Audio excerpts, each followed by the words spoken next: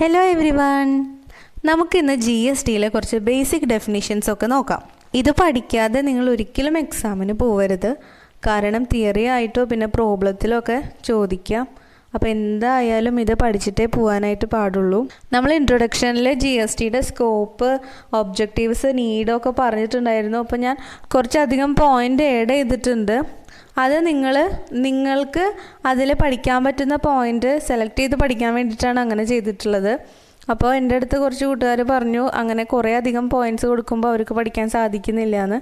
അതിൽ നിങ്ങൾക്ക് ഏറ്റവും വേഗം മൈൻഡിൽ ക്യാച്ച് ചെയ്യാൻ പറ്റുന്ന ഒരു പോയിൻ്റ് ചിലപ്പോൾ അതിലുണ്ടായിരിക്കാം. അത് ബാക്കിയുള്ളവർക്ക് അങ്ങനെ ആയിരിക്കണം എന്നില്ല, വേറെ പോയിൻ്റ് ആയിരിക്കാം. അപ്പോൾ അതുകൊണ്ട് തന്നെ നിങ്ങൾക്ക് ഏതാണ് അതിൽ ഏറ്റവും ഈസി ആയിട്ട് പഠിക്കാൻ പറ്റുന്ന ഒരു 5 പോയിൻ്റ് ആണെങ്കിൽ 5 പോയിൻ്റ് നിങ്ങൾക്ക് പഠിച്ചിരിക്കാനായിട്ട് സാധിക്കും. അതുകൊണ്ടാണ് ഞാൻ കൂടുതൽ പോയിൻറ്റ്സ് കൊടുക്കുന്നത്.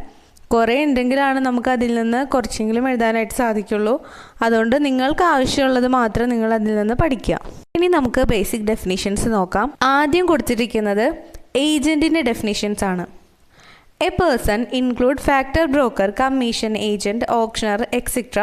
who carries business of supply or receipts of goods or services or both on behalf of another or principal. GST നിയമപ്രകാരം പ്രിൻസിപ്പലിന് വേണ്ടി ചരക്കുകളുടെയോ സേവനങ്ങളുടെയോ ബിസിനസ് നടത്തുന്ന വ്യക്തിയെയാണ് നമ്മൾ ഏജൻ്റ് എന്ന് പറയുന്നത്. ഏജൻറ്റ് ഫാക്ടർ ഏജൻ്റ് ആവാം, ബ്രോക്കർ, കമ്മീഷൻ ഏജൻറ്റ്, ഓപ്ഷണർ, ഇവരെല്ലാവരും ഏജൻറ്റിൽ പെടുന്നു. അയാൾ എന്ത് ചെയ്തിരിക്കണം? Carry business of supply or receives of goods on behalf of another. ഇവരെയാണ് നമ്മൾ ഏജൻസ് എന്ന് പറയുന്നത്. ഇനി അടുത്തതാണ് ആഗ്രിഗേറ്റ് ടേൺ ഓവർ എന്ന് പറയുന്നത്. ആഗ്രിഗേറ്റ് ടേൺ ഓവർ എന്ന് പറഞ്ഞു കഴിഞ്ഞാൽ നമ്മൾ ടാക്സബിൾ ആയിട്ടുള്ള എല്ലാ ഗുഡ്സിൻ്റെയും സർവീസസിൻ്റെയും ടോട്ടൽ വാല്യൂ, ആഗ്രിഗേറ്റ് വാല്യൂവിനെയാണ് നമ്മൾ ആഗ്രിഗേറ്റ് ടേൺ ഓവർ എന്ന് പറയുന്നത്. ഇതിൽ export goods or services excluded ആണ്. അത് ആഗ്രിഗേറ്റ് ടേൺ ഓവറിൽ നമ്മൾ കാൽക്കുലേറ്റ് ചെയ്യുമ്പോൾ എടുക്കാറില്ല. അഗ്രികൾച്ചറിസ്റ്റ്, അടുത്തതാണ് അഗ്രികൾച്ചറിസ്റ്റ്. അഗ്രികൾച്ചറിസ്റ്റ് എന്ന് പറയുമ്പോൾ ഒരു പേഴ്സൺ ആവാം, ഒരു ഇൻഡിവിജ്വൽ ആവാം. അയാൾ എന്ത് ചെയ്തിരിക്കണം? കൾട്ടിവേഷൻ ഓഫ് ലാൻഡ് എന്നൊരു ആക്ടിവിറ്റിയിൽ അയാൾ ഏർപ്പെട്ടിരിക്കണം.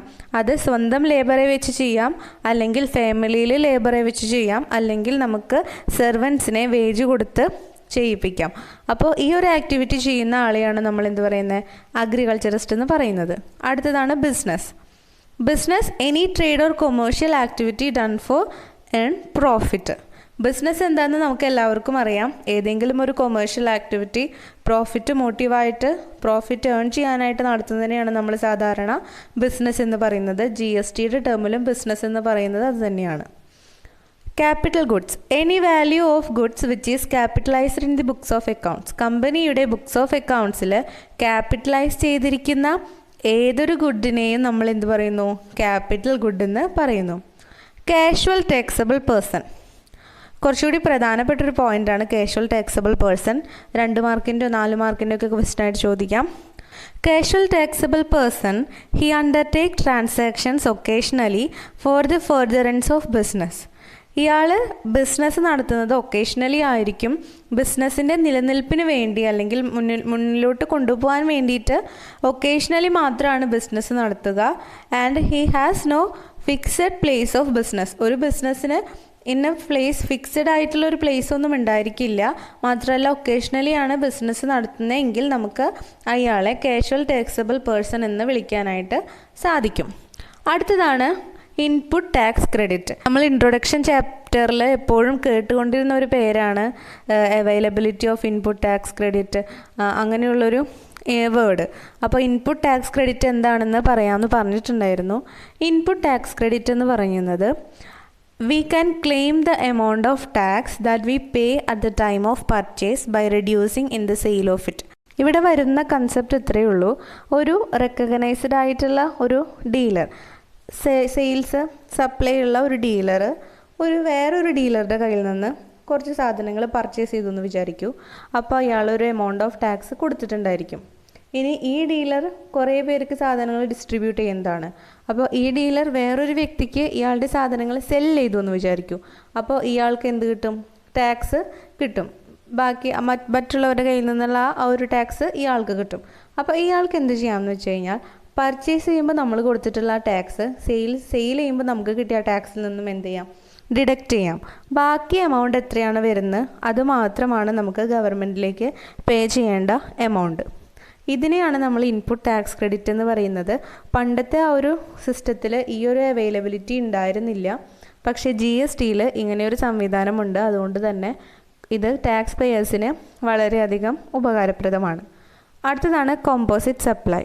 കോമ്പോസിറ്റ് സപ്ലൈയിൽ supply of goods and services together. നമ്മളിപ്പോൾ ഒരു വ്യക്തിക്ക് ഗുഡ്സും സർവീസസും ഒരുമിച്ച് പ്രൊവൈഡ് ചെയ്യുകയാണെങ്കിൽ അതിനെ എങ്ങനെ ടാക്സ് ചെയ്യും എന്നുള്ളതാണ് കോമ്പോസിറ്റ് സപ്ലൈയിൽ പറയുന്നത്. നമുക്കൊരു എക്സാമ്പിൾ നോക്കാം. നമ്മളിപ്പോൾ ഒരു AC ഡീലറാണെന്ന് വിചാരിക്കൂ. നമ്മളൊരു വ്യക്തിക്ക് AC സെല് ചെയ്തു. അവർ നമ്മളുടെ കയ്യിൽ നിന്ന് AC വാങ്ങിയാൽ നമ്മളൊപ്പം തന്നെ അതിൻ്റെ ഇൻസ്റ്റോളേഷൻ സർവീസ് കൂടി പ്രൊവൈഡ് ചെയ്യുന്നുണ്ട്. അപ്പോൾ നമ്മൾ എന്ത് ചെയ്തു? ഗുഡും സർവീസസും ഒരുമിച്ച് പ്രൊവൈഡ് ചെയ്യുന്നുണ്ട്. ഇവിടെ എങ്ങനെയാണ് ടാക്സ് കാൽക്കുലേറ്റ് ചെയ്യുന്നത് വെച്ച് കഴിഞ്ഞാൽ, ഇവിടെ പ്രിൻസിപ്പൽ സപ്ലൈ എന്ന് പറയുന്നത് ആ മേജർ സപ്ലൈ, അതെന്താണ്? AC എന്നുള്ള പ്രൊഡക്റ്റാണ്, അതൊരു ഗുഡാണ്. പിന്നെ വരുന്ന സപ്ലൈ എന്ന് പറയുന്നത് ഇൻഷുറൻസ് ആണ്, അത് സർവീസാണ്.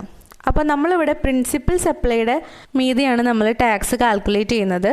അപ്പോൾ ഗുഡ്സ് ആൻഡ് സർവീസസ് ടുഗെദർ കൊടുക്കുന്ന ആ ഒരു സപ്ലൈ ആണ് നമ്മൾ കോമ്പോസിറ്റ് സപ്ലൈ എന്ന് പറയുന്നത്. അതിലൊരു പ്രിൻസിപ്പൽ സപ്ലൈ ഉണ്ടായിരിക്കും. അപ്പോൾ ആ പ്രിൻസിപ്പൽ സപ്ലൈമേലാണ് നമ്മൾ ടോട്ടൽ ടാക്സ് എമൗണ്ട് കാൽക്കുലേറ്റ് ചെയ്യേണ്ടത്. അടുത്തതാണ് മിക്സഡ് സപ്ലൈ. മിക്സഡ് സപ്ലൈയിൽ combination of 2 or more goods and services made together for a single price. ഇവിടെ 2 or more goods and services ഉണ്ടായിരിക്കും and made together for a single price. Composite supply പോലെ അല്ല mixed supply. Mixed സപ്ലൈക്ക് നമുക്ക് വേറൊരു example പറയാം. ഞാനൊരു Diwali box വാങ്ങിയെന്ന് വിചാരിക്കും, Diwali gift box വാങ്ങിയെന്ന് വിചാരിക്കും. അതിൽ കുറേ ഐറ്റംസ് ഉണ്ടായിരിക്കും അല്ലേ? 2 or more ഗുഡ്സ് ടുഗെദർ ആണ് അതിലുള്ളത്. അതിൽ ചില ഐറ്റത്തിന് 28% ആണെന്ന് വിചാരിക്കൂ ടാക്സ് റേറ്റ് വരുന്നത്. ഒരു ഐറ്റത്തിന് മാത്രം അതിൽ 28% ആണ് ടാക്സ് റേറ്റ് വരുന്നതെന്ന് വിചാരിക്കും. എങ്കിൽ ആ ഒരു സപ്ലൈയുടെ മൊത്തം ടാക്സ് എമൗണ്ട് 28% ആയിട്ട് മാറും. അങ്ങനെയാണ് which item have the highest rate it will be the rate for the entire products. ഏത് ഐറ്റത്തിനാണ് കൂടുതൽ റേറ്റ് ഉള്ളത് ആ റേറ്റ് എത്രയാണ് അതായിരിക്കും ടോട്ടൽ പ്രൊഡക്ട്സിൻ്റെ ടാക്സ് റേറ്റ്. ഇതാണ് 2 തരം supply, composite supply and mixed supply. ഇനി അടുത്തത് continuous supply of goods. Regular Basil supply ചെയ്യുന്ന ഗുഡ്സിനെയാണ് നമ്മൾ കണ്ടിന്യൂസ് സപ്ലൈ ഓഫ് ഗുഡ്സ് എന്ന് പറയുന്നത്. Goods on A regular basis. അതിൽ ഗുഡ്സ് പ്രൊവൈഡ് ചെയ്യുന്നത് ഒരു റെഗുലർ ബേസിസിലായിരിക്കും. നെക്സ്റ്റ് വരുന്നതാണ് കണ്ടിന്യൂസ് സപ്ലൈ ഓഫ് സർവീസസ്. ഗുഡ്സിൻ്റെ കേസിൽ പറഞ്ഞ പോലെ തന്നെ supply of services four A regular basis ആണെങ്കിൽ നമുക്കതിനെ കണ്ടിന്യൂസ് സപ്ലൈ എന്ന് പറയാനായിട്ട് സാധിക്കും. ഇനി electronic commerce or e-commerce. Supply of goods or services by digital platform. Digital പ്ലാറ്റ്ഫോമിലൂടെ supply of goods and services നടത്തുന്നതിനെയാണ് നമ്മൾ എന്ത് പറയുക? ഇ-കൊമേഴ്സ് എന്ന് പറയാം. അടുത്തതാണ് exempted supply. 0% tax rated products or services. അതിനെയാണ് നമ്മൾ എക്സംപ്റ്റഡ് സപ്ലൈയുടെ അണ്ടറിൽ വരുന്ന സാധനങ്ങളെന്ന് പറയുന്നത്. പിന്നെ ഗുഡ്സ് വരുന്നുണ്ട്. ഓൾ ടൈപ്പ് ഓഫ് മൂവബിൾ പ്രോപ്പർട്ടീസിനെയാണ് സാധാരണയായി നമ്മൾ ഗുഡ്സ് എന്ന് പറയാറുള്ളത്. അപ്പോൾ ഇത്രയും കാര്യങ്ങളാണ് ബേസിക് ഡെഫിനീഷൻസിൽ. നിങ്ങളുടെ ടെക്സ്റ്റിൽ ഇനിയും കുറച്ച് ഡെഫിനീഷൻസ് ഒക്കെ കാണാനായിട്ട് സാധിക്കും. അതിൽ ഏറ്റവും പ്രധാനപ്പെട്ട കുറച്ച് ടേംസാണ് നമ്മളിന്ന് ഡിസ്കസ് ചെയ്തത്. അപ്പോൾ നിങ്ങൾക്ക് ക്ലാസ് ഇഷ്ടപ്പെട്ടിട്ടുണ്ടെങ്കിൽ ലൈക്ക് ചെയ്യുക, കമൻറ്റ് ചെയ്യുക, നിങ്ങളുടെ ഫ്രണ്ട്സിന് എല്ലാവർക്കും ഇത് ഷെയർ